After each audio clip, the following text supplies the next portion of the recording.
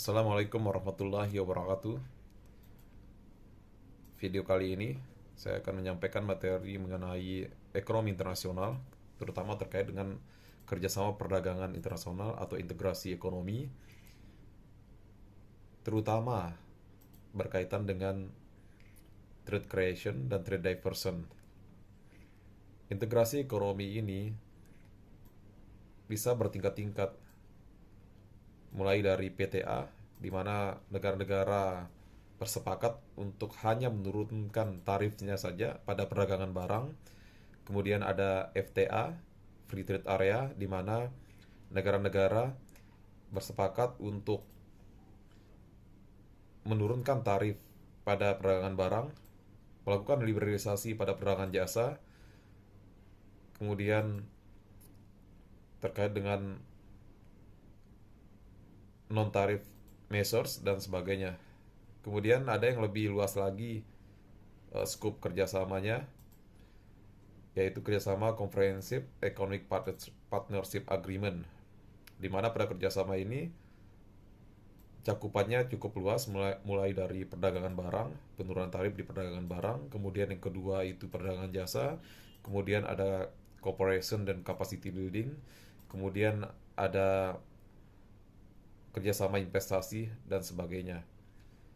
Jika kita tarik lebih dalam, salah satu hal yang penting dalam integrasi ekonomi ini adalah trade creation dan trade diversion. Trade creation ini adalah dampak positif dari kerjasama ekonomi atau perdagangan, di mana penurunan tarif pada perdagangan barang bisa dimanfaatkan oleh anggota yang melakukan perjanjian tersebut. Sementara trade diversion ini, di mana tadinya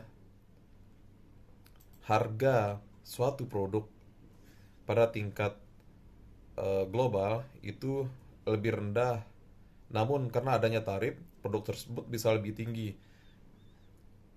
Oleh karena adanya penurunan tarif pada kerjasama perdagangan internasional, terjadi pengalihan perdagangan dari negara yang tidak bersepakat ke negara yang melakukan yang menandatangani kesepakatan tersebut. Jadi ada pengalihan perdagangan. Mungkin berikut adalah video mengenai kedua hal tersebut, trade creation dan trade diversion. Sampai di sini. Saya minta mungkin ada yang bisa menjelaskan ini, grafik ini. Kemarin saya lihat pas bareng Pak Diki pun sudah ada yang bisa. Apa itu grafik yang A, yang B? Oke. Ini salah satu contoh ya yang ANZ FTA. Ini grafiknya berlaku umum ya teman-teman. Tidak hanya berlaku untuk kerjasama ANZ FTA. Yang pertama ya, ini langkah-langkahnya sudah saya ringkas biar lebih mudah dibaca. Yang pertama, sebelum terbentuknya ANZ FTA, ini contohnya di garam. Harga impor garam Indonesia yang berasal dari bukan anggota ANZ FTA dan dari sesama anggota ANZ FTA adalah di sini ya. Ini harga impornya. Karena ada tarif. Jadi harga impor nih P ya. P import gitu. P itu harga price ya. P import dikali 1 tambah T. Gitu. 1 tambah T. Ada pajak di sini. Gitu. Di sini. Nah, kemudian pada saat ada kebijakan penurunan tarif karena kerjasama tadi, karena adanya kerjasama ANZ, maka terjadi penurunan harga impor garam menjadi PIM. Ini harga dunia. P1 tambah T ini adalah harga domestik karena kita memperlakukan tarif impor. Jadi konsumen akan membeli dengan harga dunia ditambah dengan tarif. Misalnya tarifnya 10%, misalnya harganya $100. Kalau tarifnya 10%, berarti berapa itu harga yang kalian beli sebagai konsumen?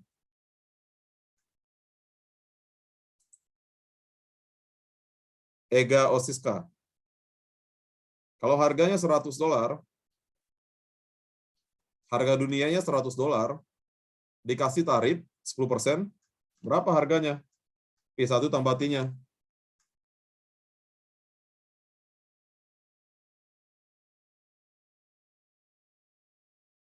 Berarti $110 ya. $110. Konsumen akan menerima harga $110 lebih mahal. Jadi, harga dunia ini ditambah tarif jadi lebih tinggi.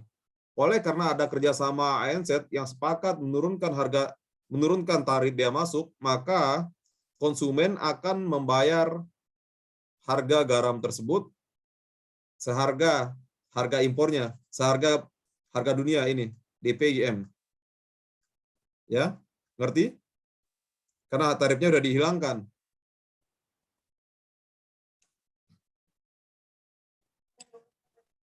Ya, pada saat kebijakan penurunan bea masuk impor garam khusus bagi anggota ANZ-FTA, maka terjadi penurunan harga impor garam khusus bagi negara anggotanya, yaitu negara ASEAN, termasuk Indonesia di dalamnya, Australia, dan New Zealand.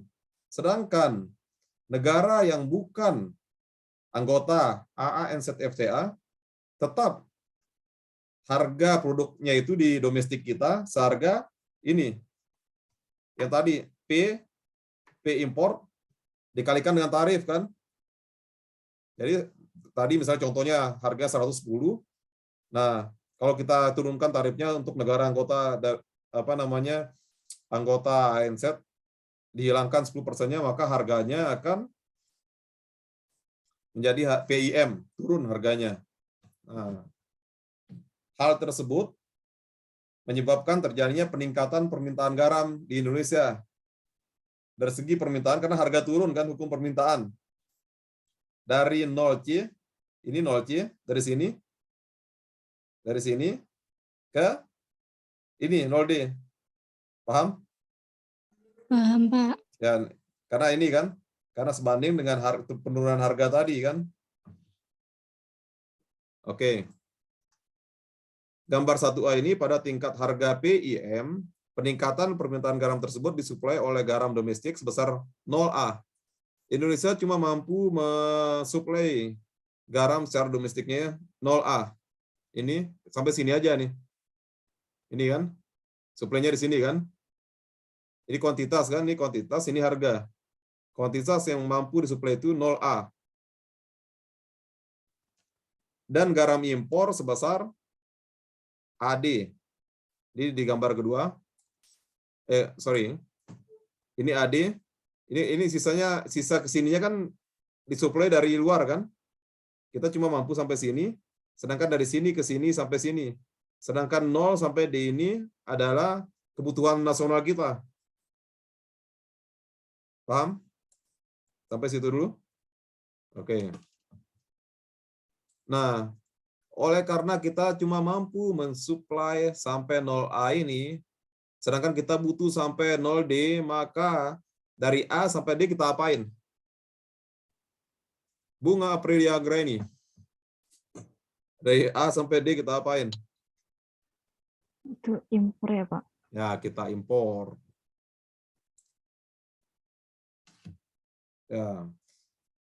Jumlah garam yang diimpor oleh Indonesia A sampai D sama besar dengan 0F di gambar B di pasar internasional. Ini 0F ini kuantitasnya. Paham? Ini sebenarnya nggak sesederhana ini. Ekonomi itu sebenarnya nanti kalau di prakteknya itu nggak seperti ini. Tapi kalian cukup tahu ya gimana teori itu dibangun ya. Karena teori itu adalah kesimpulan atau generalisasi dari praktek sebenarnya seperti itu. Mungkin kalian telan dulu aja. Oke? Nanti kalau saya tanyakan kayak ini, cukup kalian tulis kayak gini aja. Sambil dipahami ya. Bunga April ya. Oke.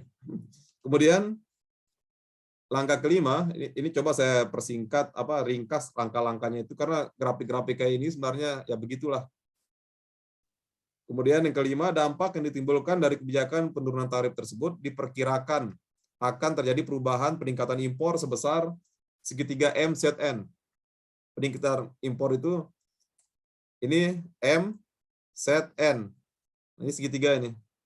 Kalau kalian belajar teknik ekonomi dengan grafik ini, kalian bisa menghitung berapanya impor itu secara sederhana dengan rumus segitiga siku-siku. Tapi nggak sampai situ. Nggak ada gunanya juga. Kalian pernah belajar ekonomi mikro? Segitiga siku-siku katanya itu. Menunjukkan peningkatan apa namanya? Value dari apa namanya? Dari impor yang berasal dari negara-negara FTA. Oh ya, value itu apa? Nilai perdagangan itu apa?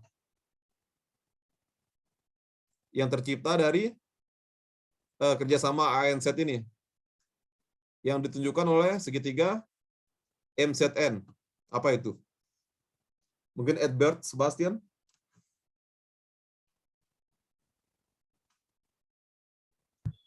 Maaf Pak, yang mana Pak? Ini value namanya. Value impor garam yang kita impor untuk memenuhi kebutuhan domestik M. Ini M ya, M, Z, N. Ini segitiga nih. Apa itu value?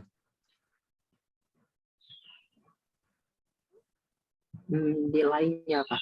Oh, nilai ya. Karena nilai itu adalah perubahan harga kan? Perubahan harga dikalikan dengan perubahan kuantitas. Kalau bahasanya orang matematika itu delta ya. Delta P dikalikan delta Q. Bingung ya? Ya udah nggak usah. Yang penting perubahan titik harga P1 tambah T menjadi PM kan ini. M ke Z ini kan. Nah, dikalikan dengan apa namanya 0 ke F. Ini segitiga 0 ke F ini. 0 ke F ini. P kali Q. Ketemu nilai perdagangan. Begitu ya, Edbert Sebastian? Ya. Iya, Bapak. Oke. Jadi ringkasnya sebenarnya kita pengen kenapa sih kita melakukan kerjasama perdagangan agar dari sisi ekspor Sukarja dari sisi ekspor apa keuntungannya? Kita melakukan kerjasama perdagangan.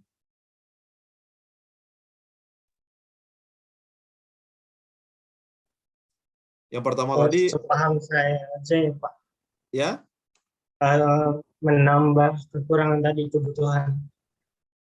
bisa menambah kebutuhan. Kalau ekspor. Kita ingin mengirim ke luar negeri, apa tujuannya? Jadi menambah devisa negara, Pak. Bisa. Kalau dari lebih teknis lagi ke teori perdagangan, ke teori buku. Lebih spesifik lagi. Jadi di sini oke saya jelaskan. Pertama, harga barang dunia. Gitu kan contohnya yang jadi komoditi kita itu apa? Minyak goreng misalnya kan? Minyak goreng. Minyak sawit kita itu sangat diminati di Eropa. Terutama kalau kalian pernah beli apa namanya coklat tuh? Yang Belgia tuh. Yang rasa ini apa? Ya kayak Ceres itu. Saya lupa namanya. Selai coklat.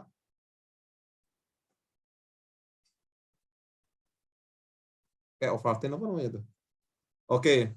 Nah, itu salah satu campurannya itu adalah minyak goreng. Jadi harga dunia ini, harga P dunia, minyak goreng misalnya kan. Kalau ditambah dengan pajak negara tujuan ekspor kita, tentunya akan menyebabkan harga yang dibeli konsumen mereka itu lebih tinggi kan daripada produk pesaingnya.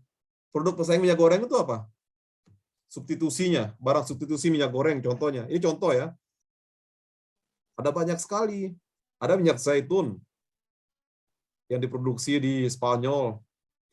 Ada lagi minyak bunga matahari dari Amerika Serikat. Minyak jagung dari Amerika Serikat. Nah, kalau dikenain tax, akan tercipta harga baru P plus tax. Kalau misalnya di Jerman misalnya atau di Belgia untuk campuran coklat biasanya kan minyak goreng. Nah, P baru ini membuat produk kita tuh lebih mahal daripada produk yang lainnya. Sehingga orang akan membeli produk substitusinya. Pernah belajar kan di ekonomi dasar apa itu produk substitusi gitu kan? Kalau minyak goreng ya, kalau nasi bisa diganti dengan Indomie, mungkin kata mahasiswa. Nah, ini misalnya P baru ini akan menyebabkan produk kita competitive advantage-nya turun, tidak berdaya saing, nggak laku ke luar negeri. Otomatis, biar produk kita laku, maka kita melakukan kerjasama perdagangan. Nah, kerjasama perdagangan ini ada dua dampak. Dampak bagi eksportir dan importir. Nah, misalnya kita sebagai negara produsen CPO, tentunya kita akan mengambil keuntungan dari penurunan tarif tersebut sehingga produk kita lebih berdaya saing, lebih murah, sehingga konsumen luar negeri lebih memilih ini CPO daripada minyak matahari. Nah, kemarin sudah sepintas saya lihat kuliah kalian dengan Pak Diki, ada namanya non tariff barrier ya. Atau namanya sekarang non tariff measures, nama kerennya sekarang. Udah murah, negara-negara maju biasanya mengenakan non tarif biasanya, non tarif measures. Ada peraturan-peraturan lain. CPU kita diserang, dibilang itu kolesterolnya tinggi, sehingga mereka tuh misalnya sudah tarif sudah turun di negara-negara tujuan kita, tapi diserang lagi dengan kompanya-kompanya hitam, dibilang kolesterolnya tinggi, tidak sehat, merusak hutan. Itu yang masuk dalam NTB, non tarif barrier. Saya mengkaitkan dengan kuliah sebelumnya ya, dan kuliah sebelumnya yang minggu lalu. Masih ingat teman-teman? Nah, itu salah satu ketiga produk kita mampu berdaya saing, maka ekspor akan meningkat atau menurun? Meningkat. Ya, pastinya meningkat ya. Nah, bagi importir, contohnya teman-teman dengan China misalnya, kalian pakai Xiaomi nggak? Atau pakai produk-produk Oppo? Kalian diberikan budget oleh orang tua kalian 3 juta untuk beli handphone. Ya kan? Nah, oleh handphone itu sebelum penurunan tarif, ini contoh ya, itu harganya misalnya 2.700.000.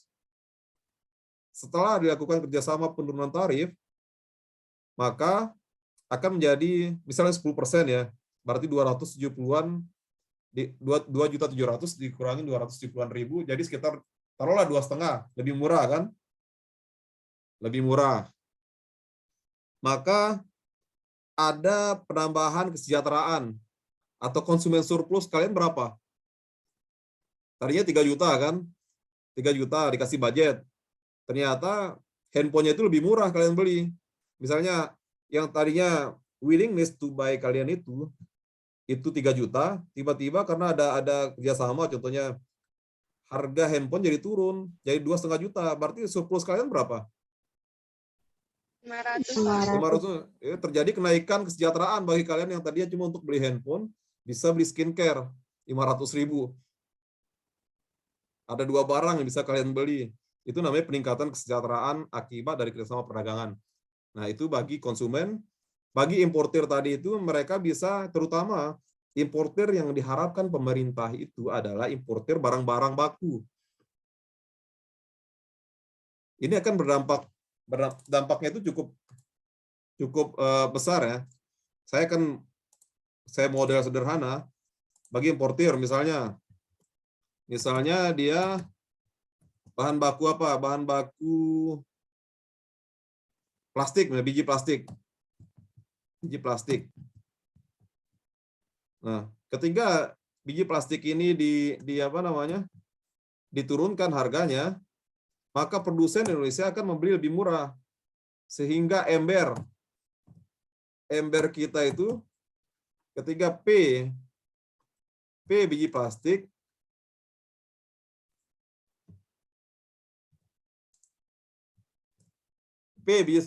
turun karena teksnya turun, maka ember Indonesia,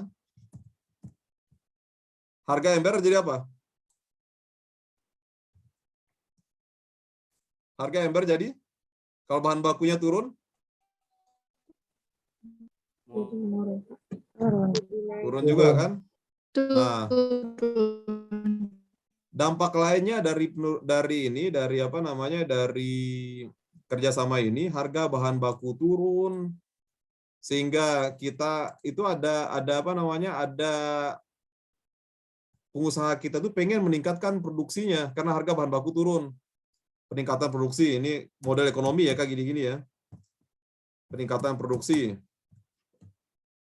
produksi, dampaknya kan karena harga bahan baku turun. Nah, peningkatan produksi ini apalagi dampaknya ke kita ketika apa namanya, bahan baku turun. Penyerapan tenaga kerja. Tenaga kerjanya meningkat.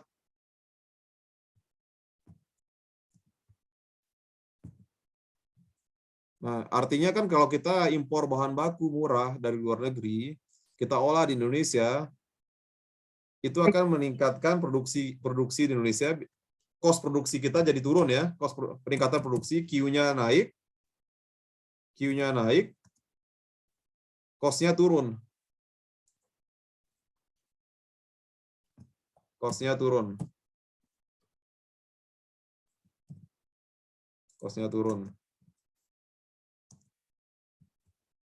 Tenaga kerjanya naik, kemudian P ember Indonesia ini akan turun. Nah, ketika harga ini turun, artinya karena penurunan harga bahan baku tadi, biji plastik, maka harga ember Indonesia jadi murah. Dampaknya banyak sekali ini dampaknya ya. Pertama, kita bisa mengekspor ember ke luar negeri. Karena bisa berdaya saing dengan ember-ember yang ada pesaing-pesaingnya dari luar. Contohnya seperti itu.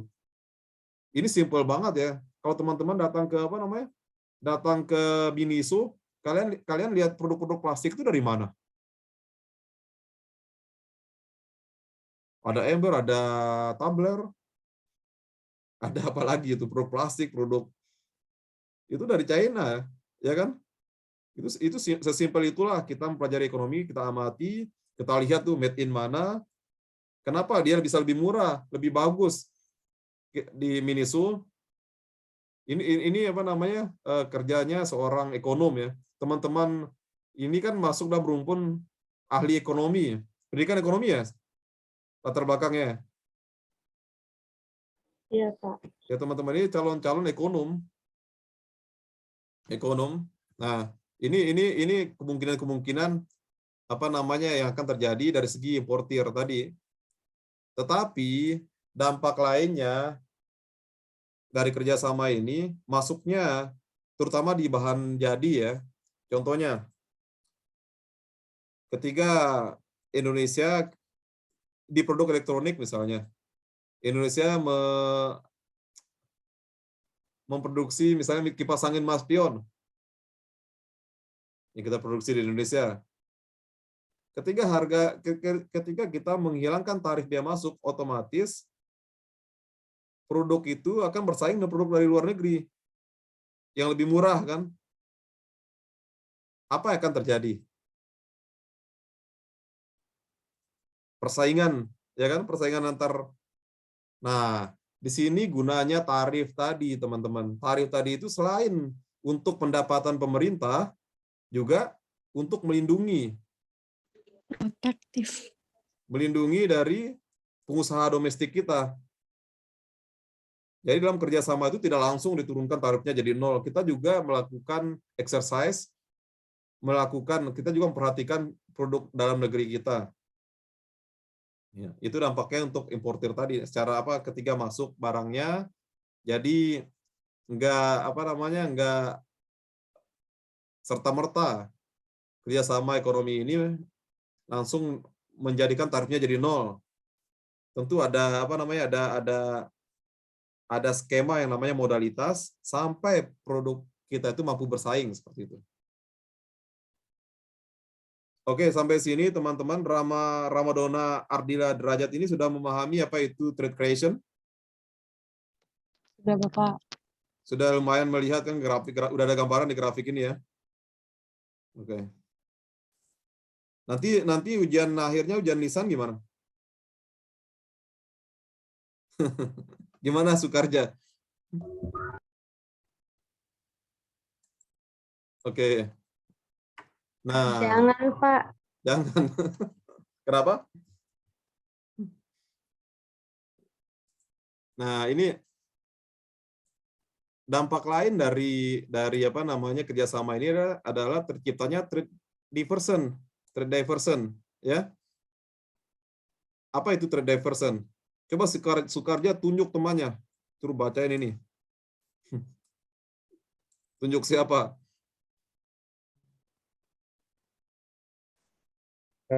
Di sini ada foto ini Pak di Siapa? depan.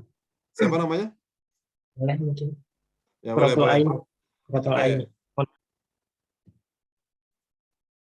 Apa itu trade diversion? Sebagai akibat dari kerjasama integrasi ekonomi.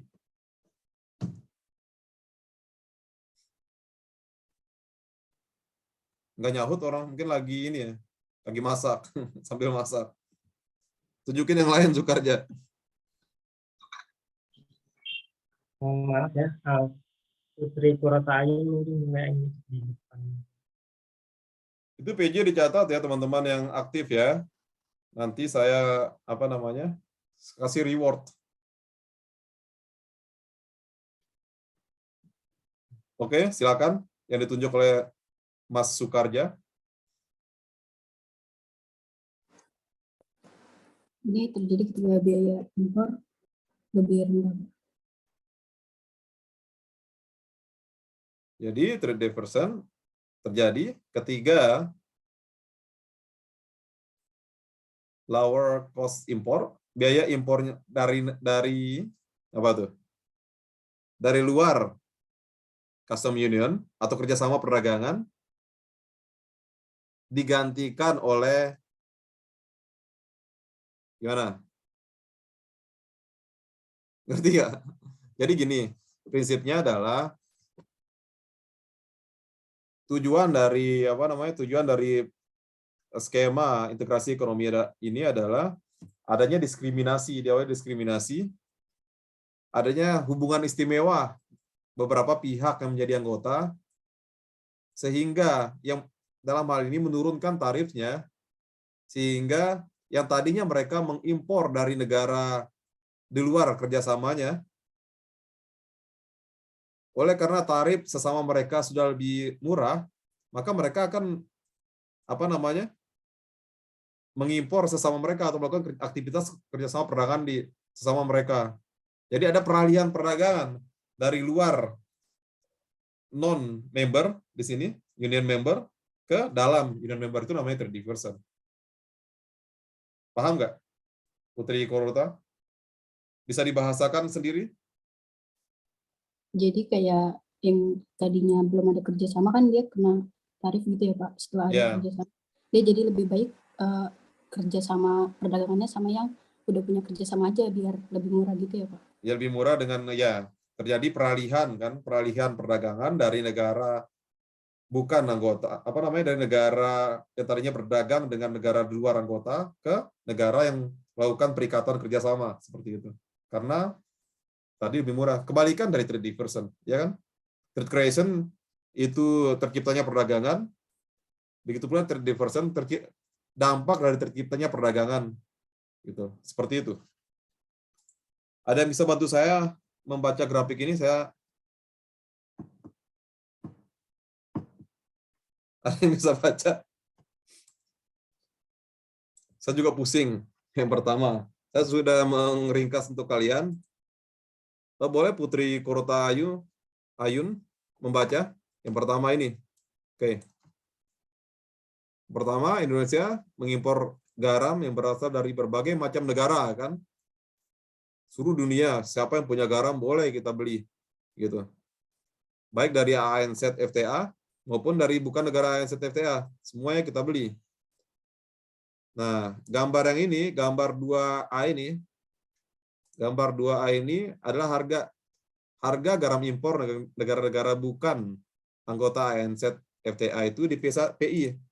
Di sini, harga dunia ini, PI ini. Sambil dicatat ya teman-teman, dengan bahasa kalian ya. Kemudian,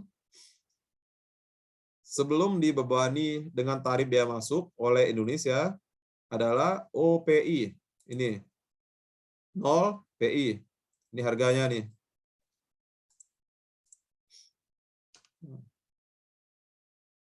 Sedangkan dari negara-negara anggota ANZ FTA adalah 0 PA. Ini. Sekarang saya tanya ke Putri Kurota Ayun. Mana yang lebih mahal harga dari negara anggota ANZ dengan harga dunianya? Lebih mahal yang PA ya. Yang lebih mahal yang PA dari ANZ ya. Lebih mahal yang PA atau harga garam dari ANZ. Nah, kita lihat yang ketiga.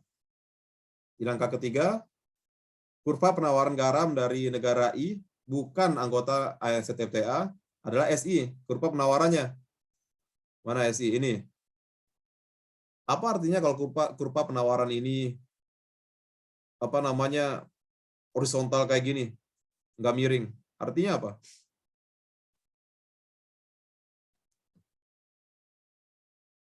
Inelastis sempurna atau elastis sempurna?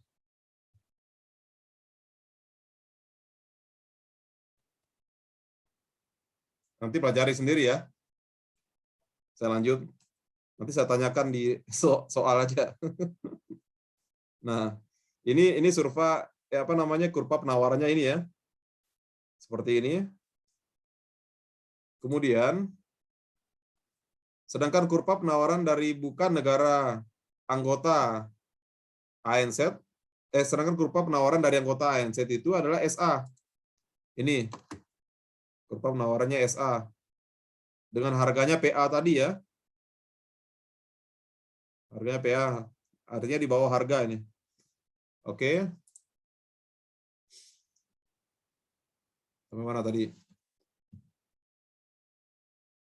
Nah, jika kedua produk garam impor tersebut dikenakan tarif bea masuk, jika dikenakan tarif bea masuk, teman-teman akan beli produk yang dari mana dulu kalau secara logika? Produk impor atau produk dari negara ANZ FTA?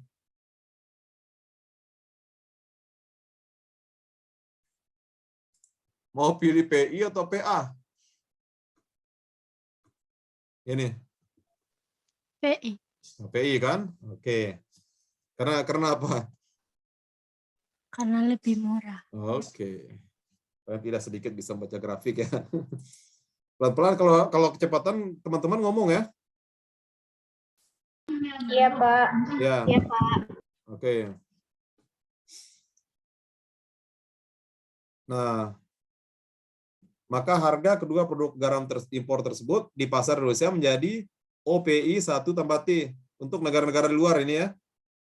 Untuk negara-negara di luar ANZ FTA dikenakan tarif, jadi ketemu harga barunya yang ini. Ya. Paham Pipi Hapiani? Iya, Pak, paham. Paham ya? Nah, jadi ada harga baru yang lebih tinggi dari harga PI ataupun PA. Sementara kalau harga dari sesama anggota ANZ ini dikenakan tarif akan lebih tinggi lagi di sini. PA 1/T. Akan lebih tinggi lagi. Nah, maka dilakukan kerjasama ANZ FTA Kemudian garam impor yang berasal dari negara-negara anggota ANZFTA ini sebesar dengan harga dari 0 PA ini 1 tambah T dari sini ke sini itu dengan kurva penawaran SAT, dengan kurva penawarannya ini SA, kurva penawarannya di sini SAT. Diturunkan tarifnya sehingga konsumen akan membeli seharga apa kalau tarifnya hilang? Tadinya di sini nih dihilangkan 1 tambah T-nya. Maka konsumen akan membayar seharga PA. Ya. Sementara harga dunia tadi negara-negara yang bukan anggota ANZFTA tadi tetap dikenakan tarif yang P1 tambah T. Nah, saya tanya sekarang mana yang lebih berdaya saing antara harga dari New Zealand dengan harga dari dunia sekarang setelah kerjasama. New Zealand, Pak. New Zealand harga PA kan, ini kan otomatis terjadi trade diversion, peralihan. Ya tadinya ini kan lebih murah nih. Tadinya kita beli di dunia lebih murah kan, karena adanya kerjasama yang melakukan tadi kita melakukan apa namanya diskriminasi dengan negara bukan anggota, maka akan terjadi pemindahan apa namanya kita berpindah dari negara-negara dunia itu ke khusus di dalam negara ANZFTA karena kita mendapatkan harga yang lebih murah daripada harga dunia. Jadi tarif di sini meningkatkan daya saing, ya kan? Paham nggak teman-teman sampai sini? Paham ya? Nur Syifa, Aprilia, siapa yang muncul di layar akan saya sebut. Paham? Paham, Pak. Oke. Harganya udah tadi ya. Hal tersebut menyebabkan permintaan garam impor Indonesia disuplai oleh negara-negara yang bukan anggota ANZFTA sebesar Q3, Q4. Nah, nanti yang penting kalian paham dulu konsep harganya dulu ya. Kenapa terjadi trade diversion ya? Sampai situ aja akan saya tanyakan. Sampai di sini ada yang ingin bertanya belum?